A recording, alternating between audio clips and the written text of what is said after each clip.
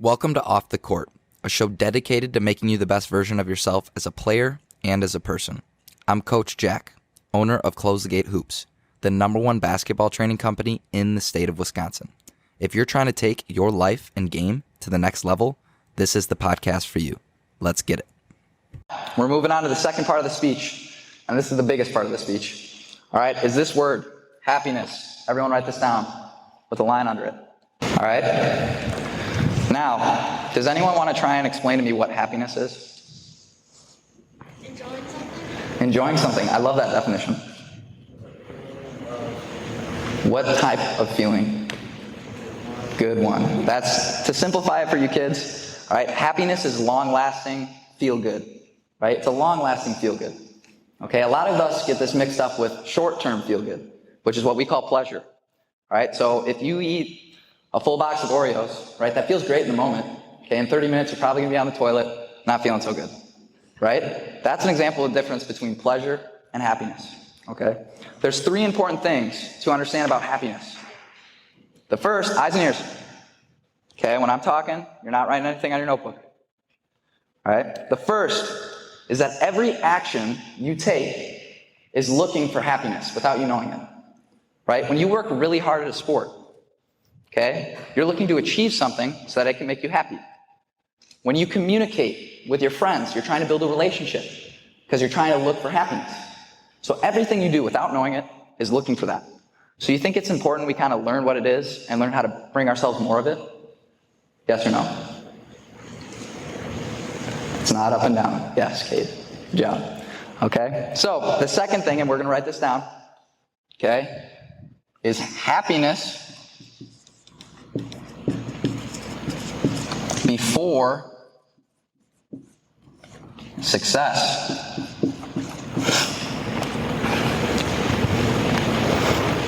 So, what this means, it's very, very important you understand this equation. Because almost all people think that success becomes before happiness, right? They think, once I achieve this, then I'll be happy. Once I get this new toy, then I'll be happy. Once I do that, then I'll be happy. When in reality, we need to flip that equation. We need to focus on happiness first, and all the success around us elevates. Does this make sense? How we need to flip the equation? Okay, good. Now, the second thing we're going to write down is called the happiness baseline. Okay, so it's scientifically proven that no matter what happens outside of you, okay, you're always going to come back to this internal baseline of happiness.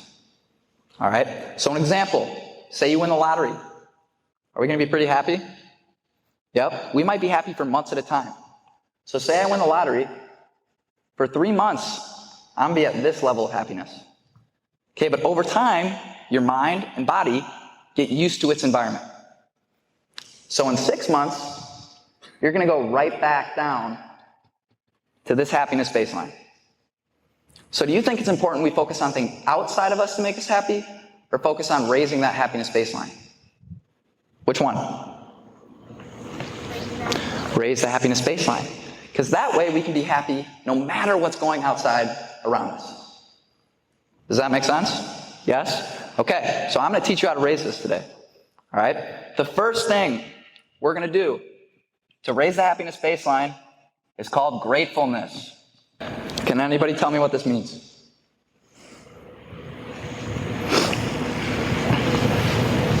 Being happy with what you have. Beautiful. Okay? Focusing on what we have, not what we don't have. All right? What's very, very important to understand about gratefulness, it's similar to the happiness baseline. Our mind and body get used to things we're grateful for. So yes, it's very important to be grateful for your house, food, water. But say I'm journaling gratefulness, and I constantly write those each day, it's going to lose a little bit of its power. So what I want you to do is to be very, very specific about your gratefulness each day. For example, I had a 2-hour car drive to come here and speak. I'm extremely grateful that I did not get in a crash. I didn't get pulled over, okay? And I'm here in one piece, right? So instead of saying I'm grateful to be alive, I'm grateful that I came back from this car ride in one piece. You see how there's a difference? So I want everyone to think of their day to day. It has to be about today. that they're grateful for, specifically. Don't write basketball. What about basketball are you grateful for today? Don't write alive. Be specific, like with my car ride. Okay, so think of things that you're grateful for. I'm grateful for being able to attend private school. That's specific. That's really good, but why? Okay, it's better than public school. All right, I like it. Today I'm grateful that my hockey preseason is starting. Okay, grateful that your hockey preseason is starting. What's your name, buddy? Liam. Liam? All right, are you okay with your boot to walk up here? Yeah. Okay, come up for a second. So, I'm going to pick out some volunteers that volunteer for the Happiness Baseline. Okay, what I need you to do for me, buddy. What'd you say your name was again? Liam. Liam. All right, Liam. So, every time we go through one of these steps for our Happiness Baseline, here's an eraser. What I want you to do is erase the red line and slowly raise it. Not too much, we have 7 steps. Like erase the red Yep, line. erase the red line, raise it, and then color the blue in a little higher. Okay. Make sense? Yeah.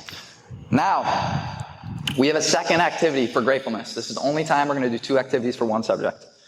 Can anybody tell me what complaining is? Yeah, so really good job, Liam. Okay, so it's complete opposite of gratefulness, right? You're talking about the things that didn't go the way you want, right? You're talking about things you don't have, all right? So what we're going to do is everyone's going to think, and there's no way all of you have gone throughout today. Good job, buddy. Oh, yep, just add the blue. Okay. Make sense? Okay, there's no way any of you have gone through today without complaining yet. You've had to say something that you weren't happy about outwardly. And here's the secret to complaining. Nobody cares, and it just annoys the other person. Right? That's the secret to complaining. Okay? So an example of me complaining right now, I'll go back to the car example. I'm not a fan of driving. And I had to drive 2 hours to get here. So that's an example of me complaining about something that I didn't really want to do. Does that make sense? Now what I'm going to do, I'm going to mark my arm. So this is the second speech I've given today. I gave that complaint twice. So now I have 2 tallies on my arm. Okay, if you have a pencil, please don't mark your arm. If you have a pen or a marker, you can do that. Okay, but why would I give a visual representation of my complaints? Anybody? Go. So people can know or you can know? Yourself, right? If you go to bed and you see a bunch of tallies on your arm, does that subconsciously tell you that you need to work on complaining? And does that make you more grateful in the process? And does that raise your happiness baseline? Yes? All right, everyone, write down a specific complaint that they have made today. All right, raise your hand once you got some complaints down. Layla? You face planted at recess. Okay, that's a good thing to complain about. Having to go to school. Having to go to school. All right, let's think of one more. Addie? What'd you say? Your quiz? You didn't want to take that quiz? Surprise quiz. Oh, those suck, don't they? All right, Maddie, I need you to come up. Please raise the happiness baseline for me. Did you see how Liam did it? Okay, so you got it? All right, beautiful. The second step to increasing our happiness baseline, you guys, is, this is why I wrote it on the board so I can see it. Detachment. Big word. Okay, so can anybody tell me what attachment is? To add to something. Close. Being attached to something. So a good example in sports is when you work really, really, really hard at something, are you normally attached to that goal you're working towards? Yes or no? Yes. Right, so that's an example of being attached to an outcome. Right, I have this grip of pressure where if I don't get this outcome, my life's over. Can we control performances? Yes or no? Gov, I can control performances? Really? So you make every shot in basketball then? Yeah. Right, you can work towards something, but you still have no full control over that outcome. At times in sports, when you work really, really hard towards something, you have a lot of what ifs in your head. What if I put in all this work to be a Division I basketball player and it doesn't work out? What if I put in all this work this offseason just to break my leg during the season? Right? So we want to change these what if thoughts to even if thoughts. Even if I don't become a Division I basketball player, I'm still going to build a work ethic that translates to all other areas of my life. Like it went to my business, and it went to talking in front of you right now. Right? I never would have got that if I didn't work for that goal in the first place. So what I want everyone to do is think of a goal they have. Okay? And they're going to write down, even if I don't accomplish this goal, I'm still going to learn this, this, and this. Okay, so everyone should have a personalized even if statement right now. So think of something you work at. Okay, and you're going to write down, even if I don't accomplish this goal, what are you still going to learn? All right, let's hear some examples.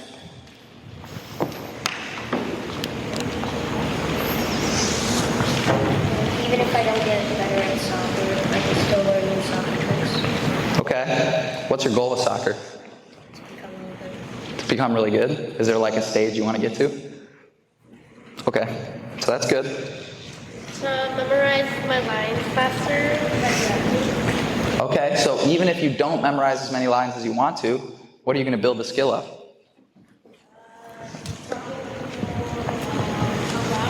Yes. Are you going to get better at memorizing?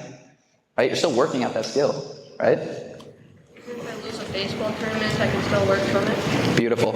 So even if I lose a baseball tournament, okay, is failure how we learn? Yes. Right? So that's really, really good. Now, does everyone have an even if statement written down? Nod your head if yes. Yes, Ava? We're good? All right. Now, what we're going to write down is experiences. Experiences.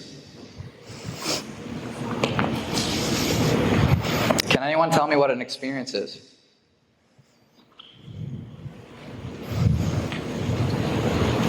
Yep. Something you did. Yeah, you're close. So experiences is the process of living through something, right? A moment, whether it's past or present. Okay? When we chase new experiences, we expand our reality. Okay? So it gives us new ways to view the world when we experience new things.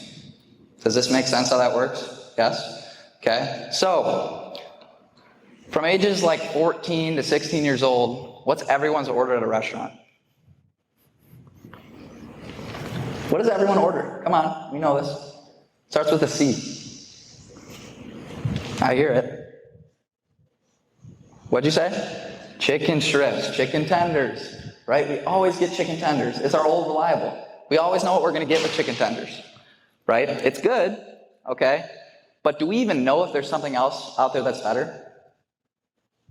No, we don't, because we haven't expanded our reality, right? My girlfriend, she's a foodie, right? And she's actually running CTG's sports nutrition company. But now my favorite food's sushi. And she helped me realize to chase these new experiences with something as small as food.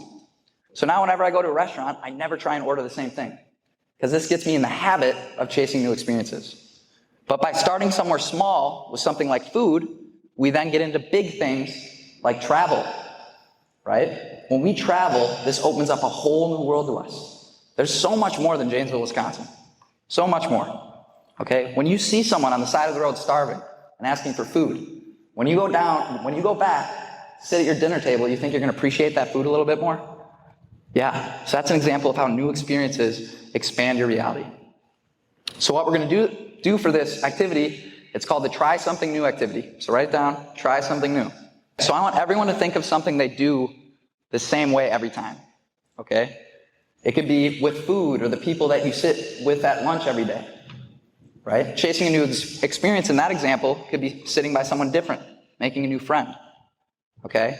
So I want everyone to think of something that they do over and over again, because they know it'll be a good experience. And I challenge you to do something different to change that experience. Does this make sense to everyone? Yes? Okay, let's hear some examples. I take the same running route every day, and I refuse to change it. Okay. Tomorrow I'm going to try it. That's awesome. So she takes the same route every single time she runs. Okay? And it's crazy. Well, one, it's great for your mind to do things differently. Okay? But I guarantee you there might be something you see on a different route that'll completely change the way you look at running. Okay? Any other examples?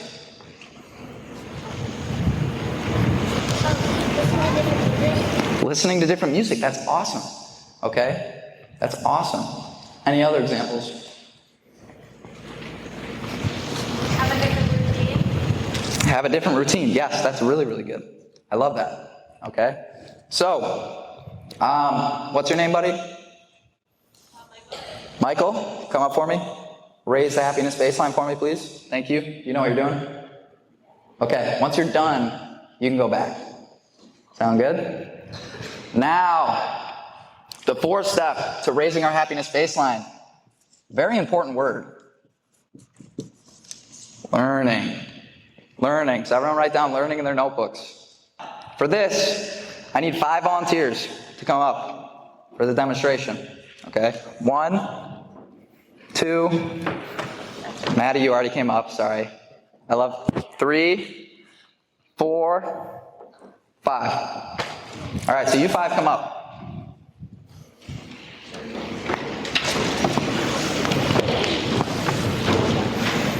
All right? If you were selected, stand in front of one of these cups.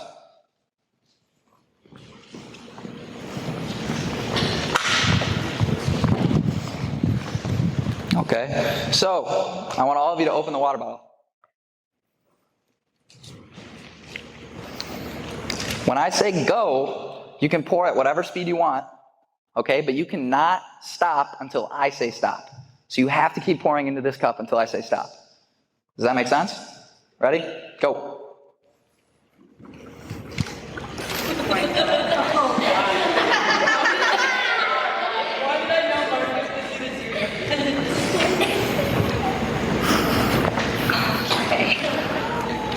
And stop. All right. So does anyone want to guess at what this demonstrated? See, because like Marcus, he poured the whole thing in, and then Helena, she poured it really slow. Marcus went through by really fast, but Helena did it really slow, and that is kind of like your happiness level. Like you can't make it go too fast, you gotta make it go slow. I love how kids' brains work. That's an awesome guess, but that is not what it demonstrated.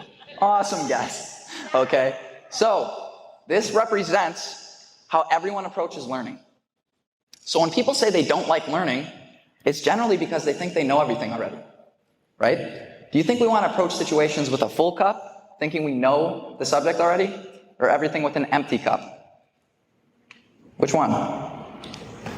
Full or empty? Empty. We know nothing, right? When we're growing up, we think adults have it all figured out. Nobody's got it figured out. Okay, I don't have it figured out. In 1 year, I could completely change this speech from what I learned. Right? Learning is an everlasting process. You never stop learning. Doesn't matter how old you are. Does this make sense? Yes? So what we're going to do for this activity, round of applause for the volunteers. Round of applause for the volunteers. You guys can go back now. Good job. Back to your seats.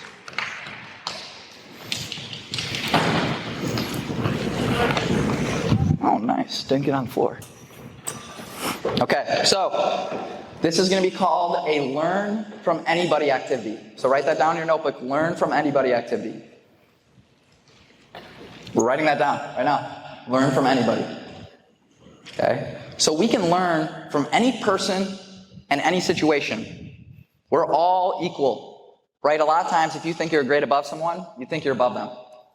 Okay? Or adults are superior to other people. All human beings are equal.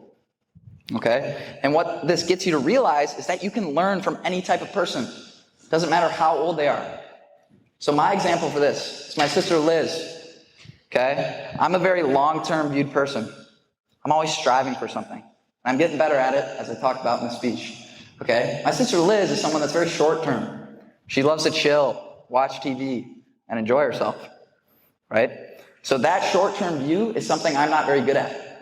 So I observe my sister. Okay, and I learn from her. I learn how to balance my work ethic. Does this make sense? Yes? So I want you to think of someone in your life that you can learn from. Think of something you're not very good at, right? And what that person does well, and how you can start to implement what they do well in your life. All right, let's hear some examples. Gov can help you with basketball. Love it.